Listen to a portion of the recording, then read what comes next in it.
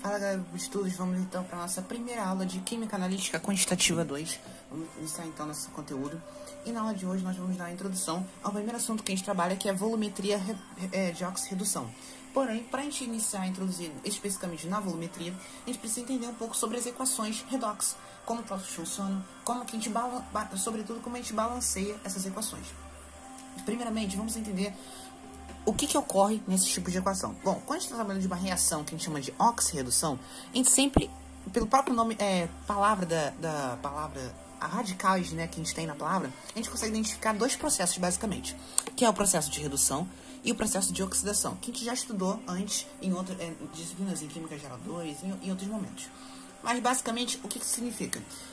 Processo de redução trata-se do processo de ganho de elétrons. Ou seja, elétrons define carga negativa. Então, ou seja, se você está ganhando carga negativa, você está reduzindo o quê? Você está diminuindo o seu número de oxidação. E, consequentemente, o processo inverso vai ser, a gente vai chamar de oxidação. Ou seja, se a redução é o ganho de elétrons, a oxidação vai ser a perda de elétrons. Consequentemente, isso vai fazer com que o NOx aumente. E aí, a gente tem nomes que a gente diz para cada um dessas pessoas que vai sofrer esses dois processos. Ou seja, quem vai sofrer redução, a gente vai chamar ele de agente oxidante. E quem faz a oxidação, a gente chama de agente redutor. É muito confuso porque o nome do agente é ao contrário do processo que ele está sofrendo. Mas por quê? Basicamente, por que a gente chama quem se reduz de agente oxidante? Porque não existe o processo de redução isolado e não existe processo de oxidação isoladamente. Ou seja, se eu tenho uma redução, eu tenho uma oxidação. E, consequentemente, quem sofre redução é justamente quem vai provocar o caminho inverso, tá certo? Então, por isso que a gente chama de quem sofre redução, ele é o agente oxidante, porque ele provoca a oxidação de outra espécie. Da mesma forma, quem sofre oxidação vai fazer com que outra pessoa sofra redução. Bom, tendo isso como base, a gente pode agora partir para o método do íon elétron, que é justamente o método que a gente vai utilizar para poder balancear as equações. Ele consiste basicamente de 5 passos. Primeiro, representar as semi-reações do processo. Ou seja, eu vou representar a semi-reação de redução e vou representar a semi-reação de oxidação. A gente vai ver como escrever isso. Segundo passo, balancear o elemento que sofre redox. Ou seja, balancear o elemento que sofre redução e balancear o elemento que sofre oxidação. Da forma como a gente já viu lá pelo método das tentativas lá em geral. Terceiro, adicionar o número correspondente número de elétrons correspondente aos processos. Ou seja, quantos elétrons está sendo ganho e quantos elétrons está sendo perdido. A gente vai representar isso. Quarto passo, balancear cargas. E a gente tem duas formas de balancear. A nossa reação de oxidação ela pode ocorrer em dois meios. Ela pode ocorrer em meio ácido, em meio básico ou meio neutro. Mas basicamente só considera esses dois casos, meio ácido e o meio básico e neutro, como se fosse a mesma coisa. Ou seja, para a gente balancear as cargas em meio ácido, a gente vai utilizar H+, ou seja, próton. Perfeito? E para balancear em meio básico ou neutro, a gente vai usar hidroxila. Perfeito? Ou seja, vai usar OH-. Basicamente vai ser essa espécie que a gente vai usar para balancear, a gente já vai ver como fazer isso. E o último passo vai ser justamente balancear hidrogênio e oxigênio com água. Basicamente, esse é o procedimento. Olhando assim, parece muito complicado, muito detalhe, mas a gente vai entender fazendo 4 exemplos. Basicamente, que já vai dar os passos suficientes para nós entendermos toda essa matéria de balanceamento. O primeiro procedimento é oxidação de ferro 2 a ferro 3 pelo permanganato em meio ácido. Ou seja, poxa, mas eu não sei.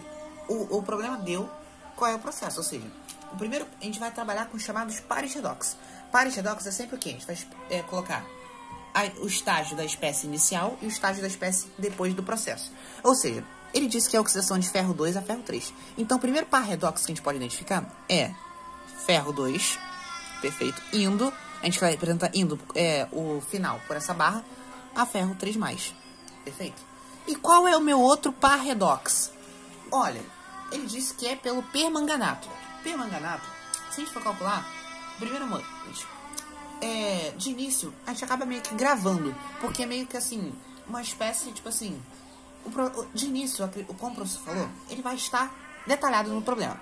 Mas, mais pra frente, a gente vai ver que isso aqui vai ser tão natural que a gente vai acabar gravando assim, os estágios iniciais e o final.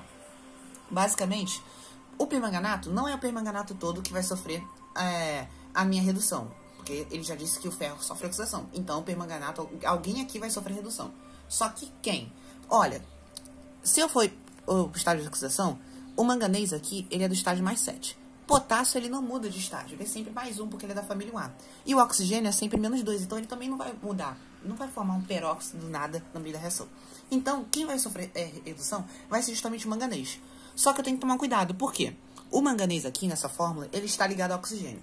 Toda vez que um elemento que sofre redox estiver ligado ao oxigênio, eu tenho que carregar ele junto para minha fórmula. Então, eu vou dizer que quem sofre redox aqui é o permanganato. Perfeito? Por que eu não coloquei potássio? Porque potássio não, é o cátion da minha molécula e ele não vai sofrer nenhum estágio de oxidação. Então, eu coloco apenas permanganato. E qual é o meu estágio final?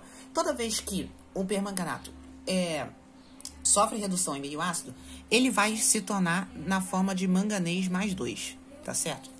Essa é uma teoria que a gente estuda, basicamente que foi comprovado por diversos experimentos que o manganês vai sempre de mais 7 para mais 2. Agora, qual é o nosso papel? Representar, as reações semi-reações de redução e de oxidação. Vou começar pela semi-reação de oxidação, que é mais fácil. Ou seja, oxidação é do ferro 2 e no ferro 3. Então, o que eu vou representar? Eu vou colocar de um lado o estágio inicial, vou dar um espaço, vou colocar uma setinha e colocar ferro 3+. Vamos lá, fiz o primeiro passo. Agora, segundo passo, balancear o elemento que sofre redox. Olha, eu tenho um ferro de um lado e tenho um ferro do outro. Então, já está balanceado, não preciso mexer em nada. Então, já está balanceado. Vamos ao terceiro passo. Adicionar o número de elétrons correspondente aos processos. Ou seja, quantos elétrons está sendo ganho e quantos elétrons está sendo perdido. É um processo de oxidação. Então, é quantos elétrons está sendo perdido. Percebe? É uma perda de elétrons. Se é uma perda de elétrons, o número de elétrons sempre vai aparecer do lado dos produtos. Tá certo? Na oxidação, então já grava. Os elétrons sempre aparecem no lado dos produtos. Então, vamos lá. O ferro está indo de mais 2 para mais 3. Quanto que está variando o número de oxidação? Ou seja, variou um elétron apenas. Então, eu vou representar aqui do lado direito nos produtos mais um elétron. Ou seja, variou apenas 1 no número de oxidação. Então, ele significa que ele perdeu um elétron. E por que perdeu? Porque é um processo de oxidação. Agora, vamos lá. Vamos analisar agora uma coisa. Adicionei número de elétrons. Balancear as cargas. Vamos lá. Vamos analisar agora como que é as cargas no reagente e no produto. No reagente, eu tenho carga 2+. Então, vou deixar adicionado aqui em cima, escrito aqui. 2+. E no produto, eu tô carga quanto? Ó, eu tenho uma carga 3+ e uma carga negativa. 3 com menos 1 vai dar quanto? Mais 2. Então, você percebe que a carga já está balanceada, porque de um lado tu carga mais 2 e do outro lado também tu carga mais 2. Então, não preciso fazer nada de balancear a carga. Agora, por último, balancear hidrogênio e oxigênio com água. Tem algum hidrogênio e oxigênio aqui? Eu não tenho. Então, eu não preciso fazer esse processo. Então, a minha semi-reação de oxidação já está pronta, já está formada. Espero que você tenha entendido. Se ficou uma dúvida, volta o vídeo, vê com calma, ou depois manda mensagem. E agora, a semi-reação de redução. Vamos lá, vamos fazer o mesmo procedimento. Ou seja, permanganato indo para manganês mais 2. Olha, então meu estágio inicial, MnO4-. Meu estágio final, manganês mais 2. Perfeito? Agora, qual é o segundo passo? Balancear o elemento que sofre redox. Quem é o elemento que sofre redox? É o elemento que o número de oxidação varia. Aqui o manganês é mais 7 e o manganês aqui está mais 2. Só que percebe que eu tenho um manganês aqui e tenho um manganês aqui. Então, já está balanceado. Também não preciso fazer esse passo. Adicionar o número de elétrons correspondentes aos processos. Vamos lá. Manganês foi de mais 7 para mais 2. Quantos elétrons ele ganhou? Olha, de mais 7 para mais 2, ele ganhou 5 elétrons. Essa é a diferença entre esses valores aqui da carga.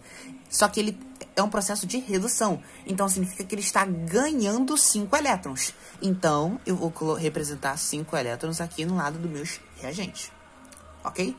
Agora, então, mais uma vez, número de elétrons. Se tal é oxidação, ele está no lado dos produtos. Se é redução, ele está no lado dos reagentes. E agora, balancear as cargas. Ou seja, vou contar qual é a carga total do reagente e qual é a carga total do produto. Aqui eu tenho uma carga negativa mais 5 cargas negativas. Então, no total, eu tenho do lado esquerdo, eu tenho menos 6. Vamos adicionar aqui, ó, do lado esquerdo. Tem menos 6. E no lado direito eu tenho quanto? Mais 2, que é a carga do manganês. Então, mais 2. Olha, para ir de menos 6 para mais 2, o meu esquema é em meio ácido. Então, eu vou adicionar H+, para poder balancear. Olha, se eu estou adicionando H+, eu estou adicionando carga positiva. Então, para mim chegar a um equilíbrio, eu tenho que adicionar minha carga positiva no lado que está mais negativo. Qual é o lado que está mais negativo? É o lado esquerdo dos meus reagentes. Tá certo? Percebe? Aqui, ó, tá menos 6, aqui já tá positivo. Então, eu tenho que adicionar o H+ no meu lado esquerdo. Agora, quanto? Olha, eu preciso de 6 para neutralizar, certo? Eu preciso de 6 cargas positivas para poder tornar isso aqui 0. E preciso de mais 2 para poder virar mais 2. Então, no total, eu tenho que adicionar quanto? 6 mais 2, eu tenho quanto? 8H+. Percebe? Agora, você percebe, ó, menos 1 com menos 5 vai dar menos 6. Menos 6 mais 8, mais 2. Pronto, balancei a carga. Pode ser no início confuso, mas a gente vai fazer mais exemplos para isso ficar claro. Vamos lá. Agora, balancear hidrogênio e oxigênio com água. Ora, eu tenho 8H+. Cada água tem 2 hidrogênios. Então, eu vou adicionar o quê? Vou adicionar 4 águas. Porque, ó, 4 vezes 2 é 8. Balanceia hidrogênio. E, automaticamente, você balanceia já o oxigênio também. Porque, ó, aqui eu tenho 4 oxigênios, aqui eu também tenho 4. Pronto. Minhas semi-reações estão balanceadas. Devidamente balanceadas. Agora, o que eu faço? Qual é o meu processo para mim achar a minha reação global? Vou chamar aqui de um 6º passo. Que é o quê? Somar as semi-reações, perfeito? Somar as semi-reações de oxidação e redução, cancelando o número de elétrons. Como assim cancelando o número de elétrons? Você já vai entender. Percebe que, no meu processo de oxidação, eu estou perdendo um elétron. No meu processo de redução, eu estou ganhando 5 elétrons. Então, o que você percebe? Eu tenho que fazer alguma forma que eu iguale esse número de elétrons perdidos e ganhos. Como é que eu faço isso? Olha, o que é mais fácil? Eu ir do 5 para multiplicar por um número para chegar no 1, ou eu pegar o 1 e multiplicar por um número para chegar no 5? Olha, é mais fácil eu multiplicar a primeira equação. Então, o que eu vou fazer? Eu vou multiplicar a primeira equação toda por 5. Porque olha o que vai acontecer. Quando eu faço isso, eu multiplico por 5, tanto reagentes quanto produtos. Então, aqui era 1, então vai virar 5. Aqui é a mesma coisa, era 1, vai virar 5. E aqui também não vai ser mais 1, vai ser 5. Agora, percebe que o número de elétrons aqui de baixo é igual ao número de elétrons aqui em cima. Então, agora eu posso simplesmente somar essas duas reações. Como que eu vou fazer isso? Cancelo aqui, cancelo o número de elétrons. Agora, basta com que eu some todos os átomos que eu tenho presentes. Ou seja, eu tenho permanganato, mais 5 ferros, mais 8 de H+. Pronto, coloquei todos os meus reagentes. Agora eu vou colocar todos os meus produtos. 5 ferro 3+, mais manganês 2+, mais 4 águas. Pronto. Achei, então, a minha reação global do meu processo, da minha reação. Essa aqui é a reação que eu tenho como base para mim, posteriormente, na próxima aula, a gente vai ver como fazer o princípio de equivalência aqui na volumetria redox. Ela vai servir como base para a proporção estequiométrica que vai estar reagindo meus reagentes para mim fazer depois as titulações e tais. Então, esse é o processo. Se você parar, você pode conferir. As cargas estão balanceadas nessa equação global, bem como a proporção, a quantidade de cada átomo presente. E aí, mais uma vez, os elétrons foram cancelados porque é um processo de oxidação e redução, como eu disse, eles são processos inversos. Então, logo, o mesmo número de elétrons perdidos tem que ser o mesmo número de elétrons ganhos. Então, isso serve para a gente poder balancear. Para o vídeo não ficar muito grande, na próxima aula eu vou fazer os próximos 3 exemplos, na próxima parte dessa primeira aula, os próximos 3 exemplos que eu separei para a gente poder trabalhar.